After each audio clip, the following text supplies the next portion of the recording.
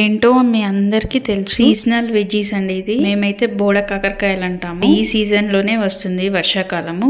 Too expensive vegetable ఇది. ఇంకా ఇవి మొన్నటి వరకు 70కి పావు కిలో ఉండే, ఇంకా ఈ 2-3 days లో తగ్గిపోయింది. 50కి పావు కిలో ఇస్తున్నారని మా హస్బెండ్ తీసుకొచ్చారు. ఒక ½ kg తీసుకొచ్చారు. 100 రూపీస్ అయితే పడింది మాకు. ఇది నాకు చాలా ఇష్టము. ఇప్పుడైతే నేను టమాటోతోనే యాడ్ చేసి చేస్తున్నాను. కొందరు పులుపు వేసుకొని కూడా చేస్తారు, ఇంకొందరు అయితే ఫ్రై కూడా చేసుకుంటారు. ప్రజెంట్ అయితే నేను బోడ కాకరకాయ టమాటా చేస్తున్నాను.